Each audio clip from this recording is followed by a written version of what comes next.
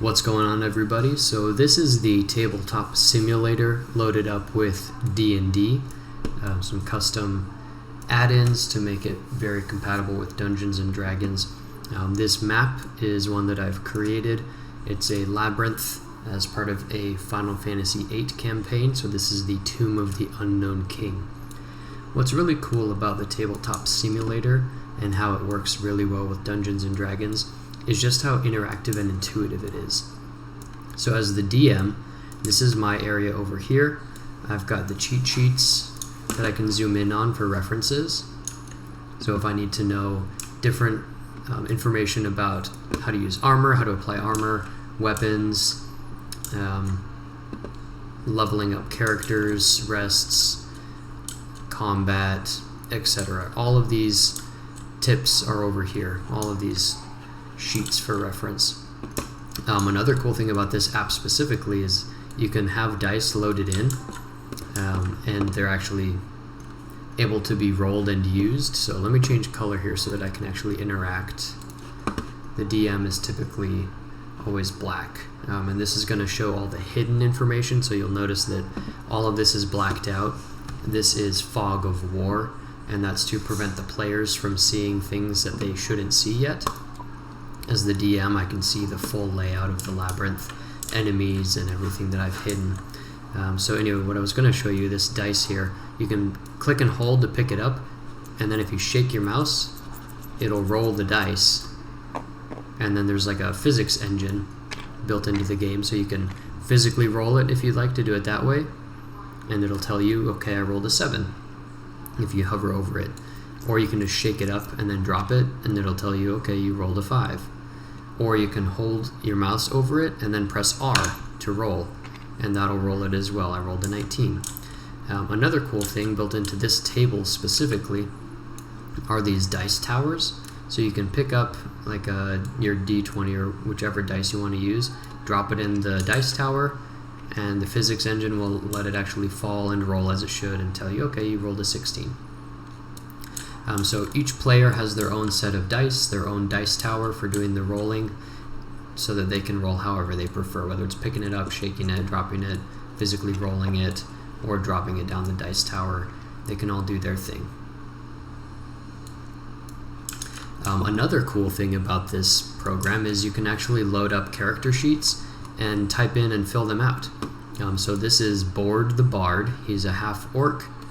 His name is Richard, and you can see some of the weapons that he has, his inventory, the attack bonuses, which dice to roll, spells, all of his stats. You can update it in real time, so whenever they level up, it's a very handy way so you don't have to keep physical pieces of paper handy, or on hand, I should say. With regard to the labyrinth itself, each of these pieces is part of a set that I had downloaded and installed. I did not create these, and so I've got it all locked right now, but let's just say I were to unlock it. Each one of these can be moved and placed, kind of like a 3D puzzle piece. And so that's how I created the labyrinth with all the floor tiles and the water background. You can see there's some dead creatures that we had fought previously in the campaign as we explored the labyrinth. Some dead ends, some cool little hidden items, and this is what they just discovered on their last trip through the campaign as they got into this room and found this dead spy. I just used this model because I thought it was pretty cool. And they had to do an investigation check to find the item that they were looking for, the reason that they were sent into this labyrinth. They found the item, and as they continued to explore the labyrinth, they just came across this room, and this is where they ended. So the tabletop simulator comes with these pre-generated RPG characters, and they're pretty cool because they're animated. So this guy, for example, this warrior, if you right click and say attack, they'll have a little attack animation, and then if you want them to die, they have a die animation. Just a cool little feature that they built in. And the way that you can load those in, you just come up here to Objects, components, RPG kit. So let's say that I wanted to add in a werewolf. You just click and drag where you want it. Boom. Now there's a werewolf in the game. Oops, and I accidentally moved this light sphere. And you can see like it's animated. It looks really big and bad and menacing. It has a built-in attack as well, attack animation. And then it has the death animation for when they defeat it. And then you can also just delete it if when they're defeated you don't want them to clog up your map anymore. What I have found to be the best thing about this tabletop simulator is you can load in other people's creations. So you come into the workshop, and after you've downloaded things that other people have created, you can install them and load them into your game. So for example, there's a set here that I like to use, D&D models and figures. Just expand it out, and let's say I wanted to add in any number of these monsters for the party to face. So let's say this skeleton man.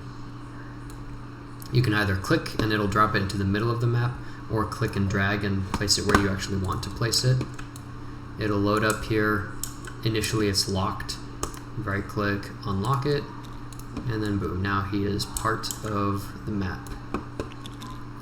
And then I would come down, scale him down a bit because he's a little bit too big, rotate him, and then I could place him where I wanted to. So let's say I wanted the party to find him up here. He's still a little bit too big. Okay, that works. Okay, so I've got him hidden down this hallway right here. So we'll change characters to one of the party members and show you what their perspective is. So they've discovered this much of the labyrinth so far. And what I do is I come in and do reveal fog of war. And I drop down to, they reveal about 3 spaces worth of fog of war as they traverse through the labyrinth. So this is how they play the game, moving the character around. I also like to turn on auto raise, which brings their piece above other items. So he'll be traveling through this corridor, trying to explore, wondering what's ahead of them. They'll see this T intersection here and say, okay, we'll decide to go this way. And then boom, they've now encountered this skeleton, and they have to roll for initiative to encounter and battle it. And then battles are really easy to maintain in this as well. I've got the character sheets open or sorry, not character sheets, the monster sheets open in my campaign.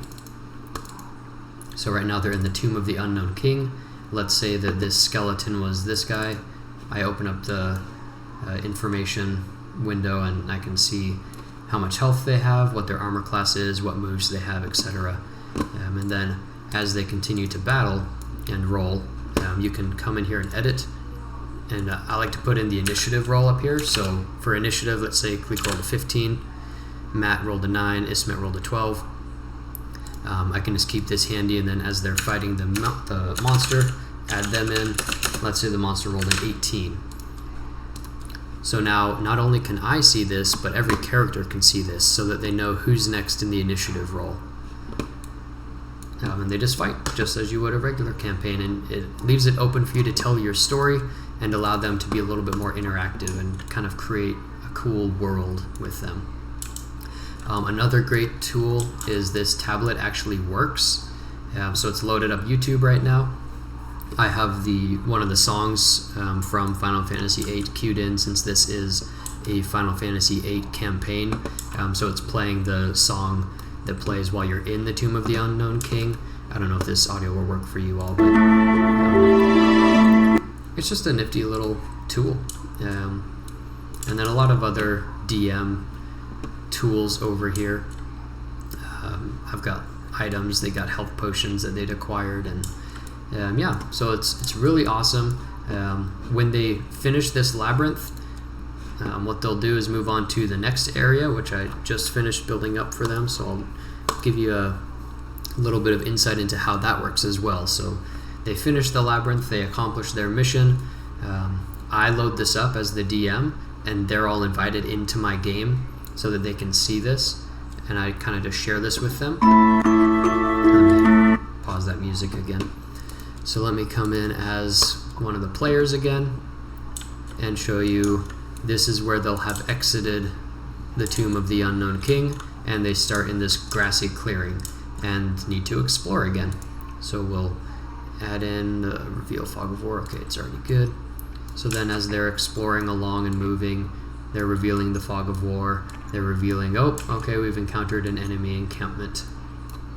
And then what I can do, rather than just have them explore little circles of area at a time, I built up this map so that I can come in as the DM, which is the black color, come to this fog of war feature and just delete that whole fog of war section. So as the player, when they've revealed that little bit of enemy encampment, I can just reveal the whole thing so that it's a little bit more environmental, it's a little bit more immersive is the word I was looking for. So all in all, this program is amazing. We've been having a great time with it. It allows for storytelling, campaign building, world building, and some interactive and fun actual play. So the players can move their own tiles around. I don't have to be the one doing that. They can control themselves. They can right click and attack and do all of that. They can have fun with changing their scale, which they do often, and make themselves gigantic. It's just a fun, goofy thing to do, and what they also like to do sometimes, just little fun things built into this program, Tabletop Simulator. There is a flick tool here, so you can flick the character and it'll act as if you're flicking it with your actual hand, and this is a game board. Just a fun little thing, so they'll do that from time to time. And then when you're done, another awesome feature of this, let's go back to DM mode so we can see everything. When you're done, you can just rage quit and flip the table, and everything goes flying off into the abyss. And then you quit. It's a fun program. I highly recommend it. We'll be continuing on our campaign using this Tabletop Simulator program. And again, you can download all of the different game boards, different enemies, different dungeons, all through Steam. So I've got a lot here that I already downloaded. Different things, dungeons and character models and enemies, and I mean, it's an amazing tool. And I mean, you can also use it not just for Dungeons and Dragons, but actual board games. So really cool. Again, for Dungeons and Dragons, this is incredible. It's made it so much more fun. I might make some more videos just to reveal a little bit more about our actual campaign and what they do, the story that I've built, because I've done a lot of building to prepare for it, this Final Fantasy VIII campaign. So we've got my campaign notes, the items, the non-player characters, the character sheets, all the zones they're going to be traveling to, the monsters that they're going to encounter in each of those zones, a world map that's available to them, music I've got queued up to play for different areas that they encounter. It's a fun tool, so highly recommend it once again. Tabletop Simulator, and thanks for watching, everybody.